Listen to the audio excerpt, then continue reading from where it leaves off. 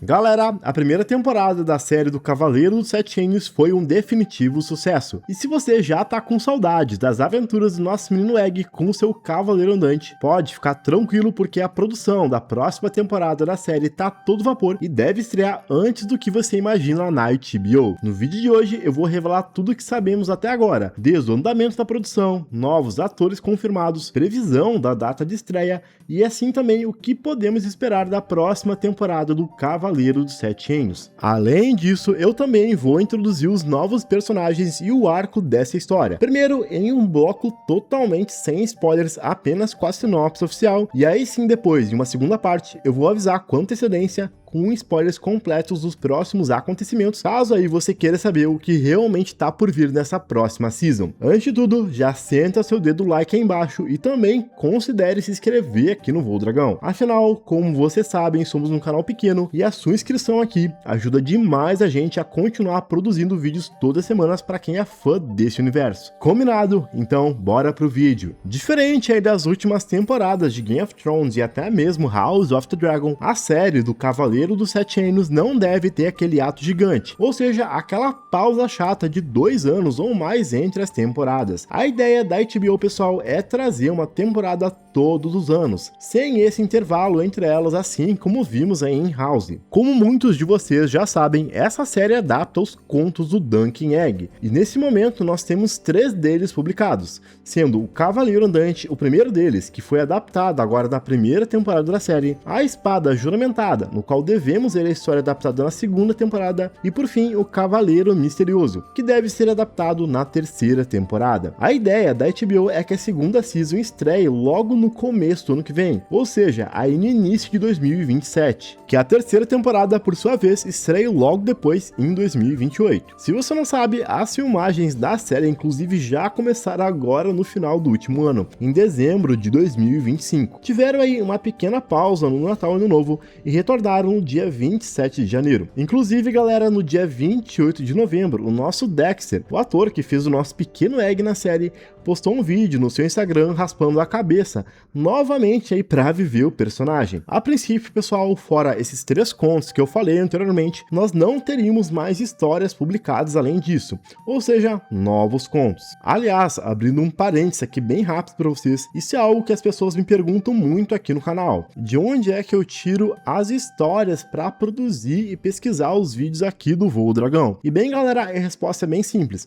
Além desses contos, o Martin também publicou há muitos anos Um Mundo de Gelo e Fogo, que é quase como se fosse uma enciclopédia gigantesca ilustrada de todo o universo de Game of Thrones, desde a Era dos Heróis até a Rebelião do Robert. Inclusive, se você quiser adquirir esse e outros livros, seja o próprio livro do Cavaleiro dos Sete Anos, os links estão aí embaixo com o melhor preço. Então, confere lá depois se você tem interesse. Seguindo o baile, pessoal, o ponto aqui é que dificilmente a HBO deve parar de adaptar essas histórias na terceira temporada. Afinal, a recepção dessa série foi gigantesca e muito positiva. Os números de audiência estão altíssimos, ainda mais para uma produção tão barata, que quase não tem efeitos visuais devido à sua ausência de dragões, grandes castelos ou batalhas como a gente vê em House of the Dragon, por exemplo. Existem rumores de que, em média, cada episódio do Cavaleiro dos Sete Anos tenha custado em torno de 10 a 20% de um episódio lá da Casa do Dragão. Então imagine, com um único episódio de House of the Dragon, a HBO consegue fazer uma temporada inteira de Duncan Egg. Isso é absurdamente lucrativo para eles. O próprio Ira Parker, que é o showrunner e roteirista da série, revelou que o Martin entregou pessoalmente nas mãos dele o rascunho de mais 12 contos de Duncan Egg. Logo, ele tem a trama completa de todas as histórias ainda não publicadas. O Ira mesmo chegou a dizer em entrevista que a ideia dele, se a HBO permitisse, seria fazer ao todo 15 temporadas dessa série, sendo 5 temporadas com Egg criança, 5 temporadas dele como príncipe e mais 5 temporadas mostrando seu reinado como rei. Mas é lógico, isso não é uma ideia concreta, e sim só algo da imaginação dele que com certeza tá bem longe de ser discutido nesse momento, afinal a série recém estreou. De qualquer maneira, o que a gente pode dizer aqui é que a HBO tem uma baita mina de ouro nas mãos, enquanto nós aqui fãs provavelmente vamos ter uma ótima história, pelo menos pela próxima década, se tudo aí der certo. Algo, pessoal, que foi confirmado pela HBO, que já sabemos, é que essa segunda temporada, assim como a primeira, deve ter novamente 6 episódios e todos eles devem também ser bem curtinhos. Eu vi que muita gente de fato reclamou disso durante a exibição da série. Afinal, a sensação era que o episódio logo começava e acabava do nada, e bem, eu compartilho um pouco dessa sensação junto com vocês. No entanto, a gente tem que lembrar que essa é uma escolha narrativa do próprio Ira Parker, que resolveu manter o máximo de fidelidade dos livros sem inventar nada ou enrolar mais a história. Pessoalmente, assim como eu falei, eu também gostaria de episódios mais longos, porém, eu preciso concordar que eu prefiro um episódio curto e muito bem feito do que um Daemon delirando lá em Harrenhal, por exemplo. Agora, galera, vamos ao que realmente interessa. Vamos falar das histórias, dos personagens e atores que vamos ver nessa nova season. Primeiro, sem spoilers, combinado? Podem ficar bem tranquilos que aqui eu só vou dar uma sinopse do que acontece nesse livro. O que a gente precisa entender logo de cara é que se a primeira temporada do Cavaleiro dos Sete Anos foi focada na introdução dos nossos personagens, o Dunk e Egg, o futuro deles vai ser bem diferente. É bom deixar claro que, diferente de House of the Dragon e Game of Thrones, onde a história seguia um caminho linear e íamos acompanhando a jornada de vários personagens cronologicamente, o esquema aqui no Cavaleiro dos Sete Anos é bem diferente. Podem esquecer do Príncipe Maker, do Aerion Targaryen ou Daemon Bêbado. Esses personagens, pessoal, não vão voltar mais, pelo menos aí nos contos que foram publicados. Até mesmo outros personagens que ganharam público, como Lionel Baratheon ou Raymond Fossway, que ficaram parceiros do Duncan na primeira temporada, devem ficar totalmente fora dessas novas histórias. Afinal, essa é uma história do Duncan e do Egg, é o Cavaleiro dos Sete Reinos. Logo, a proposta é ver eles pulando de aventura em aventura por Westeros em cada um desses contos, e não abordar uma trama da história Targaryen complexa, como é em House ou Game of Thrones. Isso não quer dizer que nós não vamos mais ouvir falar desses personagens. Muito provavelmente sim, até porque boa parte deles são parentes do nosso Aegon, ou Egg, mas raramente eles devem aparecer novamente, a não ser que os produtores da série façam mudanças na história, o que eu acho, pessoal, bem difícil, visto que o Ira, que é o roteirista da série, assim como eu falei, gosta bastante de manter fidelidade ao que o Martin escreve de acordo com as próprias palavras dele. Dito isso, então, vamos falar agora da história que devemos acompanhar nessa segunda temporada do Cavaleiro dos Sete Reinos. Primeiramente, sem grandes spoilers. A ideia aqui, pessoal, é apenas introduzir uma sinopse, uma premissa da história e os principais personagens, sem contar aí os desfechos e mortes, beleza? Se por acaso você não quer saber nem isso, ou seja, qual é a premissa da história, o vídeo para você fica por aqui. Mas se você quiser seguir, bora entender mais do futuro da série do Cavaleiro dos Sete Reinos, ou a história que a gente vai ver aí na segunda temporada. Então, de forma bem resumida, o que rola nessa segunda história do Cavaleiro dos Sete Reinos começa em torno de 2 anos depois aí do torneio onde o Duncan lutou o julgamento do Sete contra o Aerion, assim como a gente viu na primeira temporada da série. Os nossos heróis não são mais aqueles novatos deslumbrados. O Duncan aqui tá mais experiente, enquanto o Egg tá um pouco mais crescido. E bem, a vida na estrada para eles é dura, difícil e bem diferente dos salões da Fortaleza Vermelha que o nosso Egg estava acostumado. Se a primeira temporada foi sobre chuva, torneios, campos verdejantes e grama alta, essa segunda é sobre seca e sobrevivência. O Westeros aqui, galera, tá passando por um verão escaldante. A água tá escassa, as colheitas estão morrendo e grande parte do povo tá sofrendo bastante. Depois de passar por Dorne, navegar pelo Mar do Verão e até mesmo visitar um Maestreimon, que é irmão do Egg, enquanto ele tava lá na cidadela, o Duncan e o Egg, para sobreviver, decidem servir aí um tal de Eustace Osgrey, que é um cavaleiro com terras que vive no noroeste da Campina e um castelo chamado de Standfast. É nesse momento aí que a história começa. Standfast, diferente dos castelos nobres de Westeros, é uma pequena torre caindo aos pedaços acima de uma colina, demonstrando assim que, apesar do título, o Sr. Eustace está financeiramente bem mal. Para piorar tudo, o pequeno riacho que corta as terras dele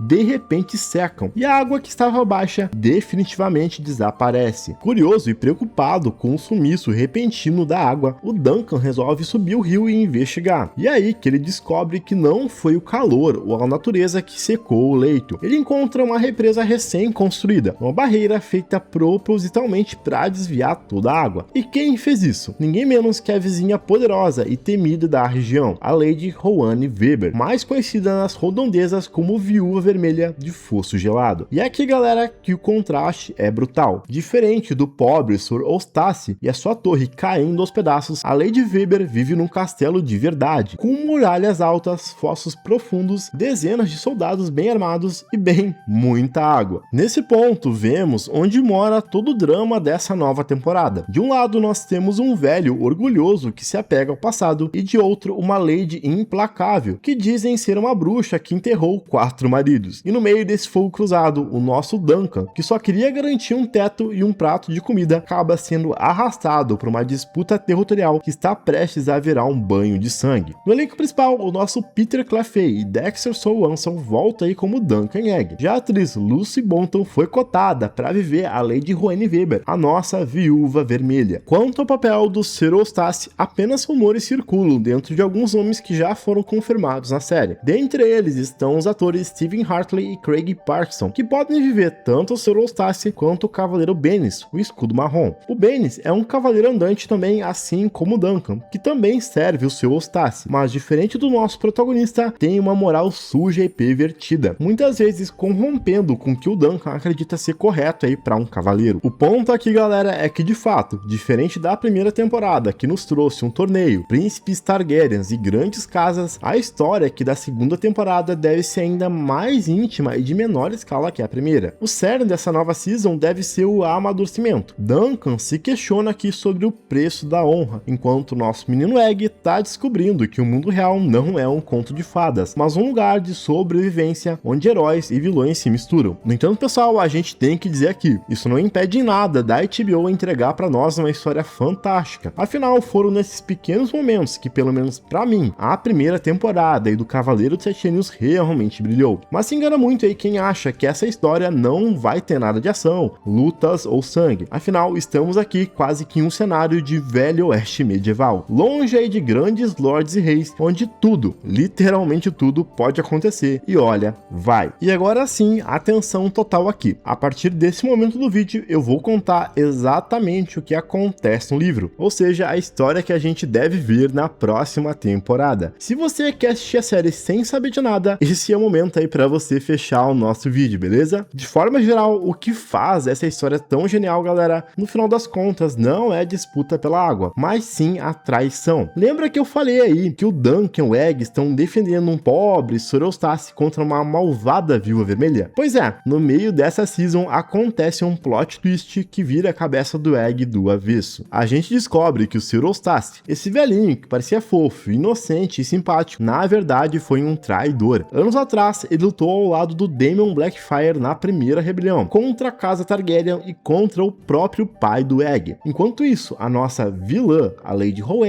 foi quem manteve-se leal aos Targaryens desde o começo. Isso, pessoal, acaba destruindo a cabeça do nosso menino Egg, que percebe que está servindo a um traidor.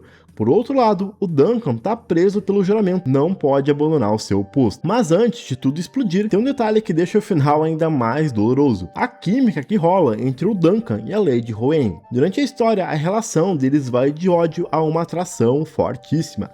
O Duncan percebe que por trás da fama de bruxa, ela é uma mulher incrível tentando sobreviver no mundo de homens, enquanto a própria Lady Rowan se encanta pela honestidade do Duncan. Rola aí um clima de romance real, daqueles que a gente torce aí pra dar certo. E bem, até poderia dar certo se não fosse por aquele tal de Bennis, que acaba ferindo um camponês da Lady Rowan. Logo, ela acaba exigindo justiça. Ela quer o nariz do Bennis ou o nariz do Sir Eustace em troca. Visto que ela é muito mais poderosa na região, Duncan se vê sem saída e cercados por um exército muito maior. Ele lembra então dos ensinamentos do príncipe Baelor e se oferece para um julgamento por combate para salvar a pele do seu senhor. E é aqui, amigos, que teremos a cena de ação mais visceral dessa série até agora. Não é uma justa bonitinha com lanças, é briga de rua dentro da água e lama. O Duncan enfrenta o campeão da viúva, o gigante Lucas Inchfield, que tem quase a mesma altura do Duncan, o que é algo bem raro. Além disso, ele é até mais robusto que o Cavaleiro Andante, para vocês terem uma ideia. A luta acontece no meio do riacho seco. Duncan começa apanhando feio,